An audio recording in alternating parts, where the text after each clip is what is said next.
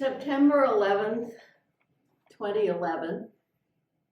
It was a big day for me. My youngest son was going to be 30. He and his wife lived in Manhattan. So I was going to be calling him later in the day to wish him a happy 30th birthday. It was only the second week of school. We hadn't even had a whole week of school since Labor Day was the Monday before. And I had a class of all seniors. It was a second period class. So before they came in, I was in and out of the office, running off papers, getting mail, checking messages. And one of my trips in, the school secretary said, "Oh my goodness, a plane went into one of the towers." And oh dear, that's dreadful. How could a plane do that? It must be some new pilot who doesn't know any better. And I went out and I came back and they said, "Another plane has gone into another tower." So like, okay, this isn't some stray pilot on his first run. Something's going on here. But the bell rang, so I had to be in my classroom full of seniors. So they were new at being seniors, and I probably had only met them a couple of times because we had block scheduling back then, which means I would see half of my students one day and half another day. But they were feeling their seniorhood. They would strut in and be very senior-like and just so full of confidence, and the world was just for them to play games with. And most of them came in like that, but there were a few that came in and were like, oh my God, have you heard, No, what? And usually the kids know much more than we did. Some of the teachers had had the TV on. So it took about 30 seconds for the whole class to learn that at that point, 2 planes had crashed into the towers in New York. So what am I to do? I can hardly act like it's a normal day, like, okay, everybody be quiet, sit down. But on the other hand, I needed to get my way of doing things begin to be patterned. So I said, okay, nothing new today, but let's go ahead and check homework, because homework was very important in a math class.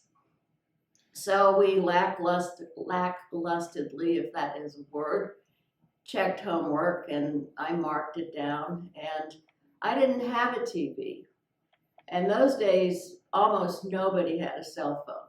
Maybe 1 or 2 of the students. I don't think a single teacher had any. But I did have a radio. So they were saying, can't we go to Mr. So-and-so's room and watch the TV? I said, no, we'll listen on the radio. So I no sooner put on the radio that, and of course, if you remember back, it's not as though people are standing at the ready in each of these spots. So there's all sorts of confusion in terms of the media.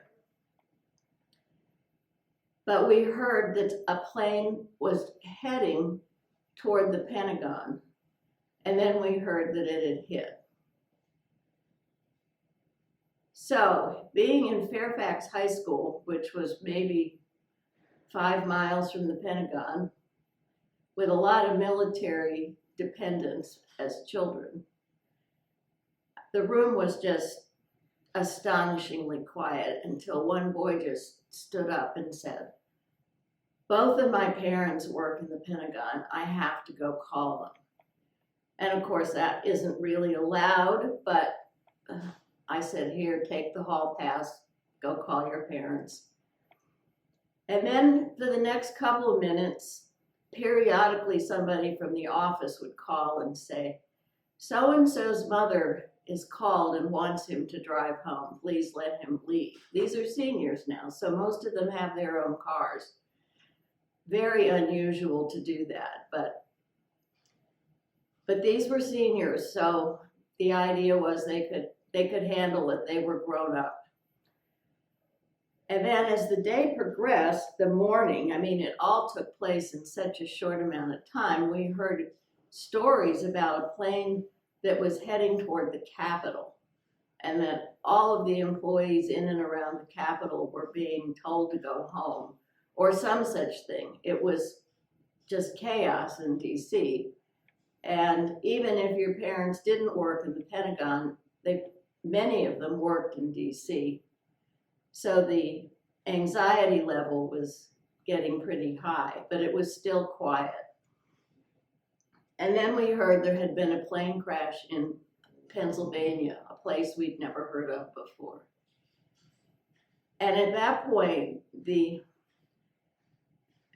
most, I don't quite know how to describe it, the senior who had the most senioritis or something, just he was so full of bravado, just put his head down on his desk and wailed, "Somebody needs to be in charge." And in that moment, they were all children, little children. And unfortunately, I barely knew them.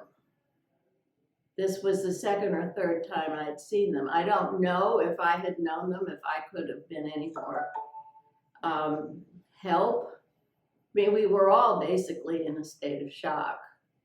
But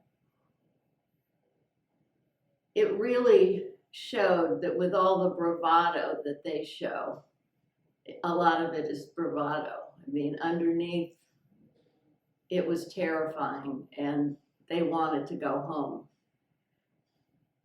Eventually, the school or the school system, first of all, they decided everyone was to shelter in place.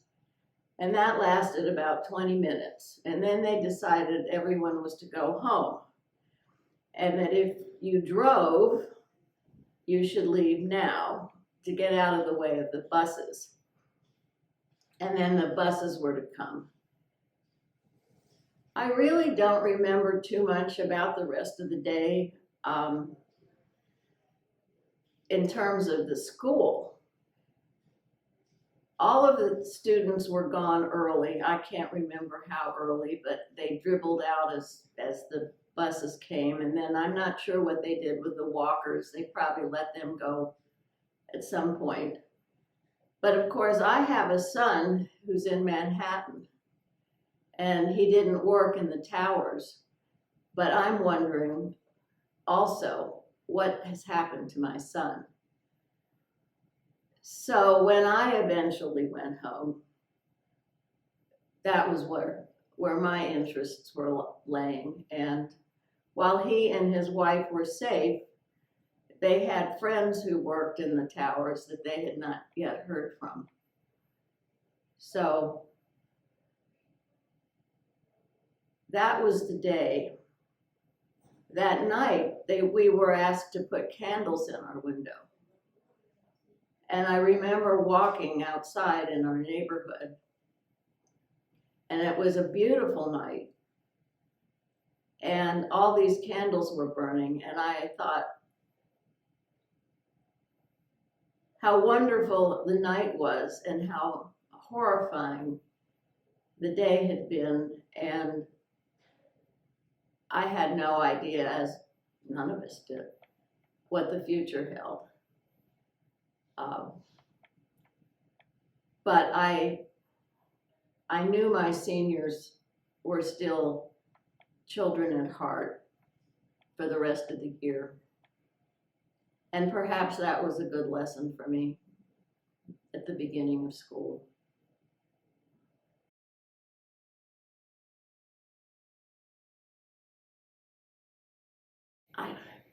You just sort of go on living. You have to get up. I think having the kind of job I did, which is also like being a mom, you have to act as though everything is under control, even when it's not. I don't remember how many days we were out, probably only a few. But we had to go back. Some people had tragedies in their families, and we work through those, but you have to go and act as though life is going to go on and you're going to survive, and there are people who are going to do the best they can to make us all safe. So you put on this cloak that you wear, the mother teacher cloak, and you just, and I'd been a teacher for so long that it was just my way of dealing.